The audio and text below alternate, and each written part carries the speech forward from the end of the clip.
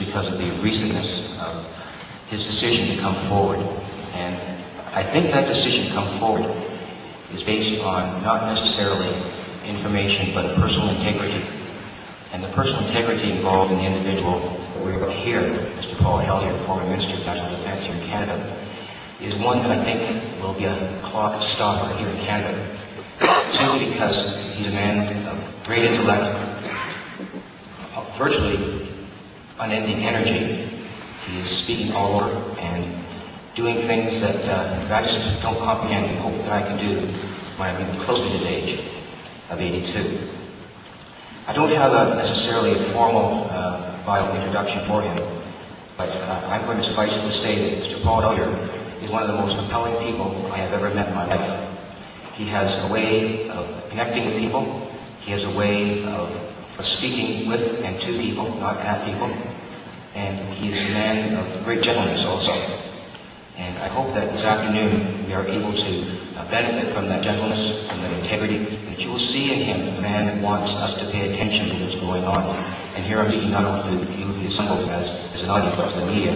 The fact that the former Minister of National Defence is willing to come forward to talk about the reality of this phenomenon is Canadian history. We are here today witnessing history, and I hope we appreciate that fact.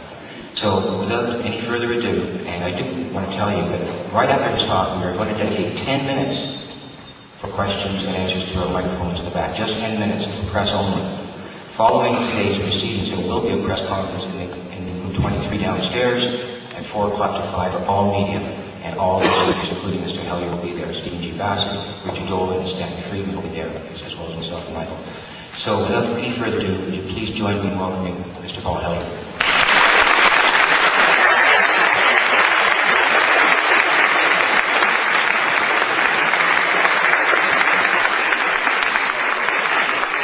Could we have the hush lights back up, please?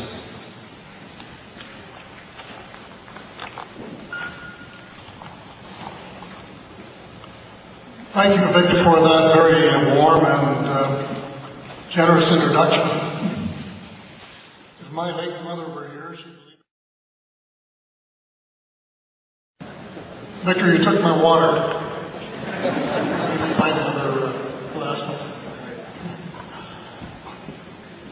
Well, I'd like to thank the organizers of this symposium for giving me the opportunity to speak on a subject which I must admit was not of major interest to me until quite recently. True, I was Minister of National Defence 40 years ago, I believe. I received a report of sightings of unidentified flying objects, some of which were listed as natural phenomena, while others were simply listed source unknown. At that time, I was too busy trying to streamline the armed forces, improve morale, and save the taxpayers' money, to let any natural curiosity concerning the subject of UFOs lead me on what I would probably have considered to be a flight fancy. Even when I was asked to dedicate Canada's and probably the world's first flying saucer landing pad in St. Paul, Alberta, on June the 3rd, 1967, I didn't consider the structure anything more than a very highly imaginative Centennial project by the people of a town who had more Centennial projects than any other place in Canada. About the closest I had come to an encounter with a UFO occurred at Arundel Lodge, a small tourist resort in the Silver Lakes district north of Toronto, which my late wife and I ran for 45 years. One night, a few of our guests met around a campfire on a big flat rock known as Fern Rock. The object was a little song and chatter. Naturally, they had taken the precaution of bringing a little firewater to lubricate the vocal cords and ward off the chill of the night. On that occasion, Jack Daniel's bourbon was the poison of choice. A couple of hours later, a bright light appeared in the sky on the south side of the lake. It began to zig and zag across the horizon in the most erratic fashion. Some thought it might be an airplane, while others insisted that it was a UFO. The following morning, some positions had shifted, with the consensus being that it must have been Jack Daniels that had been responsible for the zigging and zagging. There were a couple of holdouts, however, who had had nothing at all to drink. Their conviction remained unshakable. I included their story in the little book I wrote entitled The Rebel Lodge because the number of sightings in the 80s and 90s led me to conclude that probably there were other intelligent people elsewhere in the galaxy, and that it was presumptuous of us Earthlings to assume that we were the center and leading edge of the intellectual universe. Later, after the turn of the century, I have met some ufologists who have worked and succeeded in sparking my interest in the subject and who provided me with significant research material.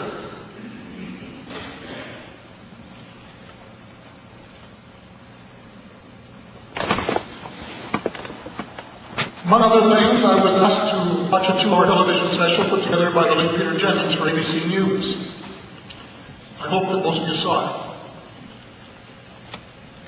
Commercial airline pilots, United States Air Force pilots, policemen, public officials, all swore they had had personal encounters with UFOs.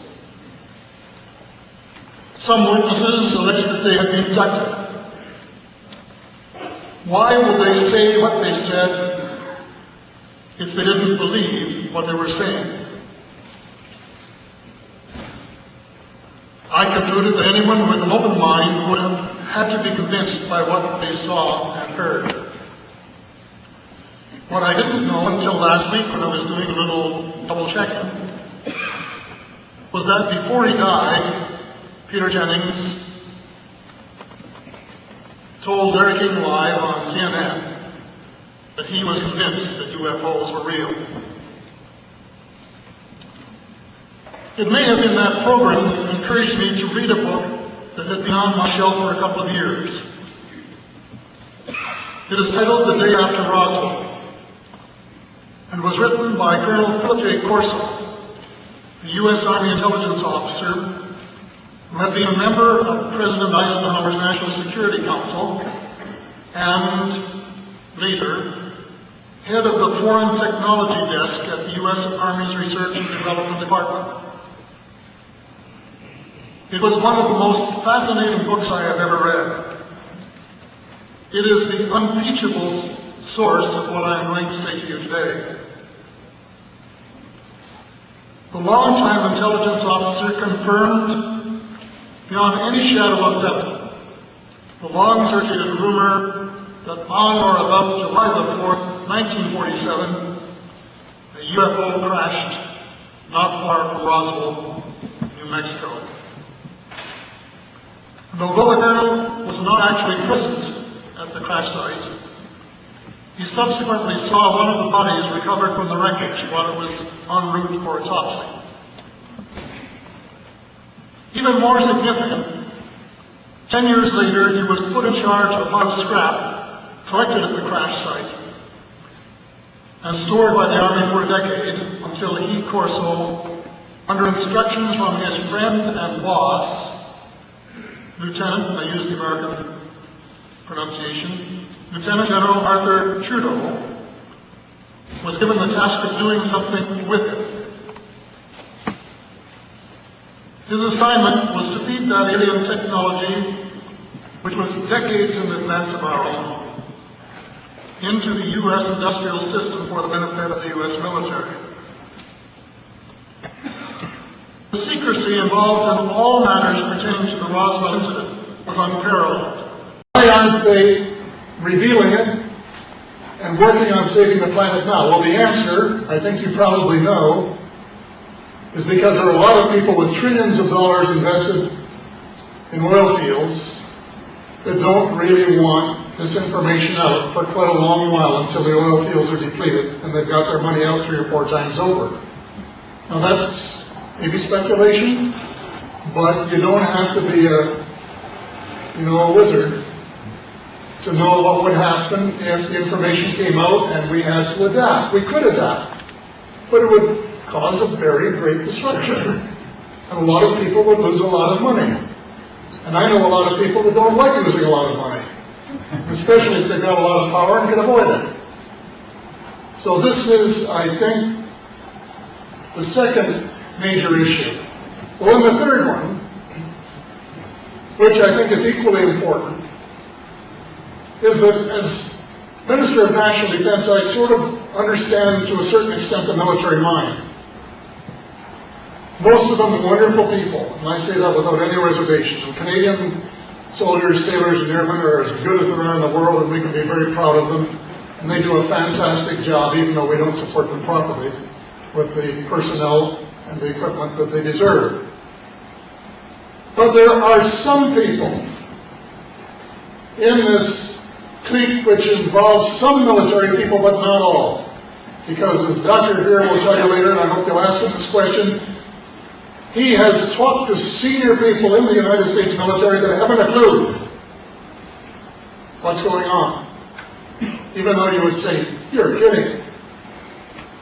And he will say, "No, I'm not kidding." People who should have known what was going on, not told, and told they had no right to know. Why? I think because, as General Eisenhower probably saw ahead, there are people who have a vested interest in the arms industry and want to keep building and building, and if they don't have an enemy, they create another one.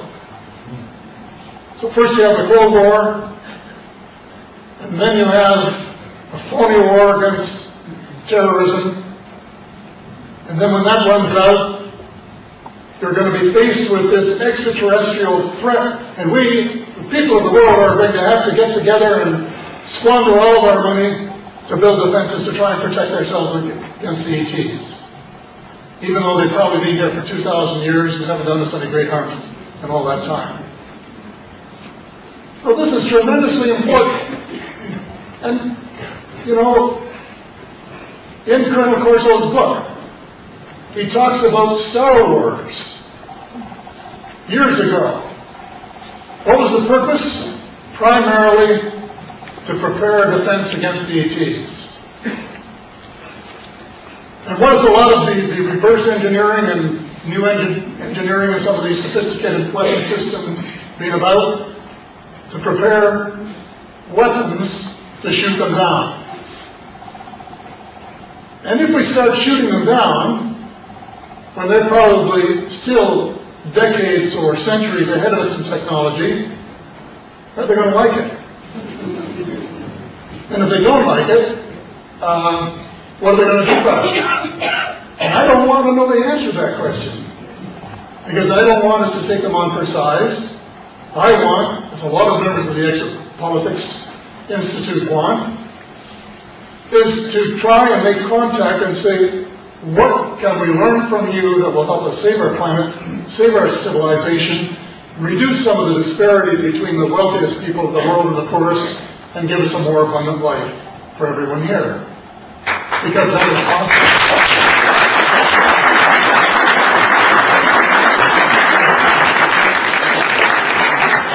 So we're not talking about small stakes here. We're not talking, about some politician that was caught spending the weekends with a blonde that wasn't his wife, or some major story that would get all the newspapers and get 2 or 3 pages and follow-up stories.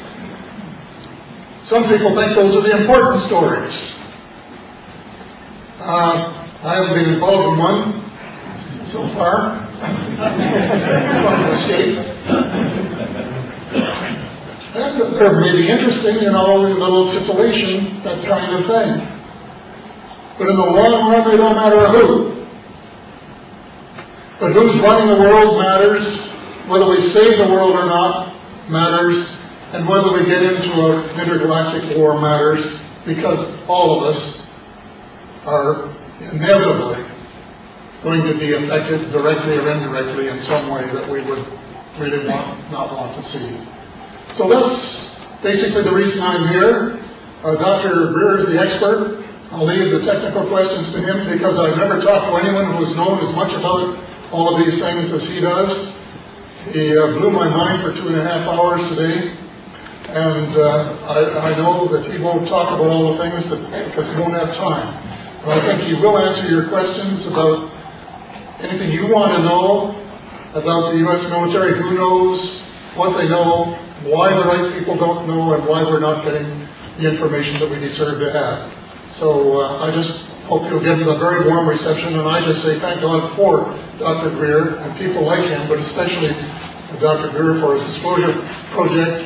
If you get one of his DVDs and watch it through about twice, you'll want to go out and march on Parliament Hill and say, look, start an inquiry, find out what this is all about.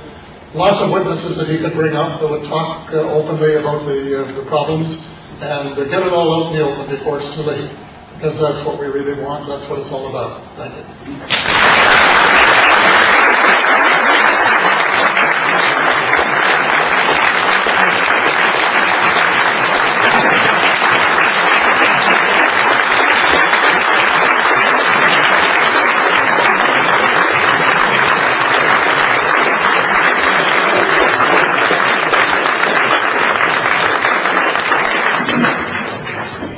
Need I say more? Okay, what I'm going to do now is just ask a Canadian representative from the Disclosure Project, David Schuschuk, to come forward to introduce Dr. Greer.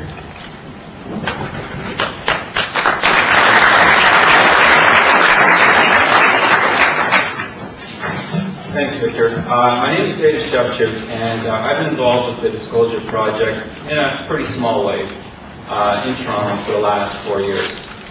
And I'll go back into my background a little bit more later, but as we've seen tonight, it's really about questions. That's where I start coming from. And questions have sort of been hanging over the world for at least the last 60 years. Probably much longer than that, but certainly that long. And just to go over those questions, there's 3 of them. And again, we have, why are we still using obsolete and polluting energy generation and transportation technology when effective alternatives are known and have been demonstrated? Why is that the case? Why and how does a small group of people control and manipulate the economy, energy, politics, technological development, medicine, and media, and a whole lot of other fields? Why is this going on continuously? And why are we putting up with it? And why is the enormous evidence for extraterrestrial civilizations, why is it being held secret or outright denied? And there's one other question. Why is it when you ask these questions too often or too loudly, things start happening to you? You can be ridiculed, shunned, harassed, offered bribes, co-opted, threatened, and have attempts on your life and on those people close to you. Stephen Greer has looked all of that in the face for years, and he is not going to. He put a highly successful and honored career on hold to do this. That career was as an emergency physician and chairman of the Department of Emergency Medicine at Caldwell Memorial Hospital in North Carolina. He's also a lifetime member of Alpha Omega Alpha, which is the most prestigious medical honors society in the United States. Now, he walked away from that to essentially take on the volunteer positions as head of the Disclosure Project, Space Energy Access Systems Incorporated, and CSIP. And thrown in on the deal, he'd get to watch his back, pretty much on an ongoing basis. Now, how many of us sitting in this room would pick up a cause like that and pay such a price? Not many, if any of us. Now, some of the things Stephen will say, and some of the evidence he presents will seem to be pretty much out there. And I wouldn't blame anyone for being skeptical. My own background is in research methods he presents will seem to be pretty much out there. And I wouldn't blame anyone for being skeptical. My own background is in research methods and statistics, which I taught at the University of Toronto for 13 years. Now, skepticism is something I basically made a living by. If something doesn't add up, it doesn't even make it to the Navy file, as far as I'm concerned. But I decided, after first becoming acquainted with what Stephen was doing, to look into things personally. And after a remarkably short amount of time, I was able to personally verify, firsthand, for myself, some of the claims and things that Stephen Greer said. And at first those claims seemed utterly incredible. But believe me, when you personally verify something and you get lots of independent confirmation from sources, very different sources, it starts to lend a lot of credibility to everything else he has to say. Now, if Stephen Greer says to you that he had a meeting with a certain public official and that certain things were discussed, or that certain events took place that aren't commonly known or discussed, you can be sure that it happened. And that doesn't mean you have to agree 100% with every conclusion he comes to. Certainly, I don't see eye to eye on every last bit of detail of his perspective, but that is neither here nor there. We need to be asking the questions and looking at the evidence that he and the Disclosure Project witnesses have brought to the table at great personal cost and risk. That evidence and those questions need to be part of everyday public discourse and political debate. The future of humanity demands on that debate at least taking place and then action being taken upon it. I suggest we take this opportunity to listen very closely to what he has to say. Please welcome Stephen Greer.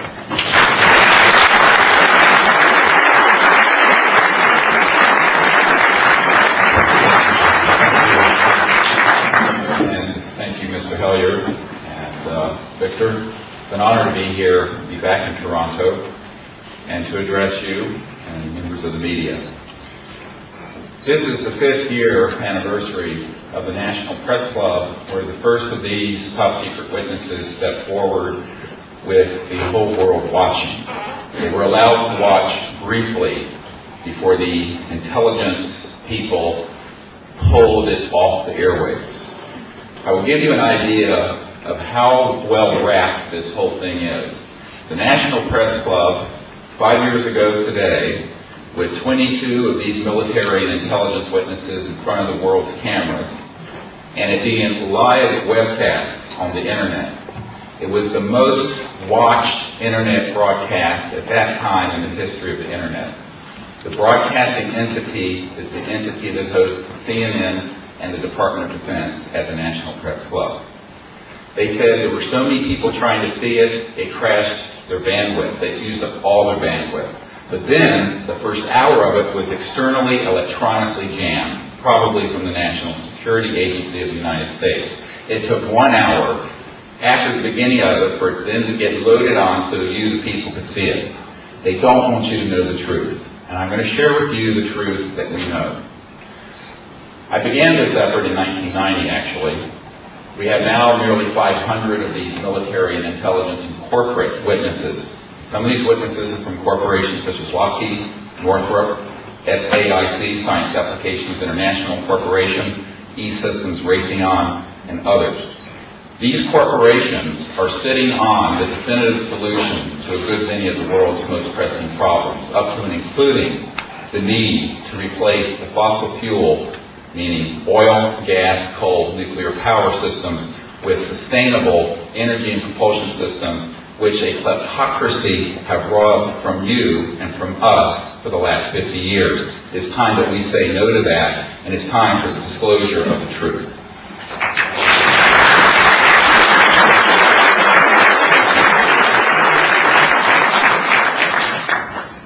On December 13, 1993, I was in the unenviable, dreadful position of having been asked by the Director of Central Intelligence of the United States, who had just been appointed by President Clinton, to brief him and the Clinton administration on this problem.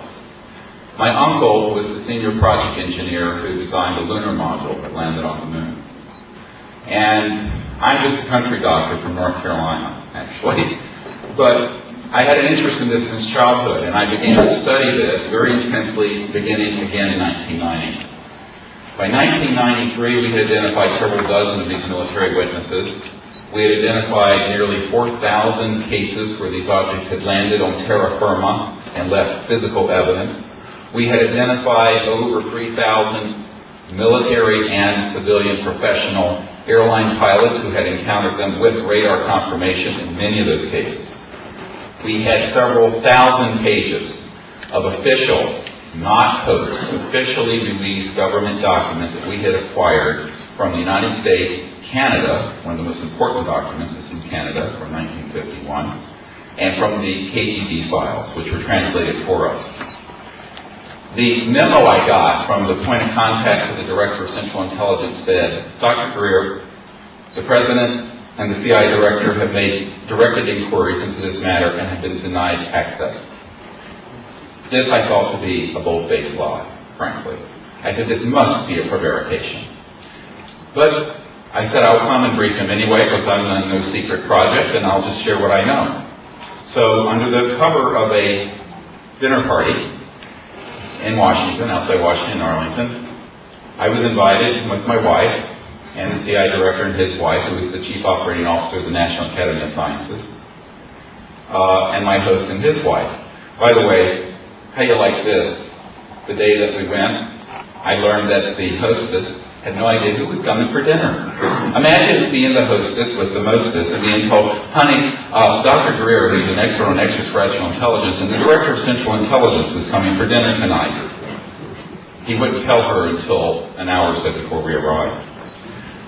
Well, when this meeting began, I spent 10 minutes on the evidence. The CIA Director stopped me and said, I know these things are real, but I want to know why. As Mr. Hellyer said, I don't know about it. What are the implications of this secrecy? Who is keeping this secret from us? And what is their agenda? That, my fellow denizens of the earth, are what we spent the next 3 hours discussing. And that is the pressing issue of our time. Because while many people think this issue is about little green men, on the contrary, it's about the future of this planet and who will set the agenda for this planet. And will it be the people of the earth and their representatives, or will it be a kleptocracy who have stolen from us 50 years of our history, where we now face ourselves in war after war in the Middle East over oil, where we see both polar ice caps melting, where we have a clandestine operation which has already placed very powerful weapon systems in space which are tracking and targeting completely non-hostile extraterrestrial vehicles. This is of the utmost importance. Shortly after this meeting with the CIA Director, a good friend of the President's came to my home. And he said, you know, the President's very supportive of having this information come out, but he isn't going to do what you've asked. And I had asked the CIA Director and the President, through his National Security Advisor and some other folks working with him, to do the disclosure project as an official executive order. And this man sat, and you know, it's stunning to think about, excuse me, at my dining room table with my wife and children, and said, well, he's very supportive of this, but we're convinced that if the President does what you're recommending, he will end up like Jack Kennedy. Which time I burst out laughing. I went, you know, I thought the man was, of course, joking. He stopped me. He says, no, we are not joking. President Clinton did not want to pursue this. I have subsequently met, and this is a partial list I will share with you, ranking members of the Senate Intelligence Committee, Senator Richard Bryan, who was on that committee from the state of Nevada, where Nellis Air Force Base is located. I have personally briefed the head of the Defense Intelligence Agency, the head of intelligence for the Joint Staff, and also the Secretary General of the United Nations and his family, Boutros Boutros-Ghali, amongst others. What I found was that the vast majority of people that we think are running our governments are being lied to or denied access. And this permanent, if you will, government, as opposed to the provisional one, I like that analogy,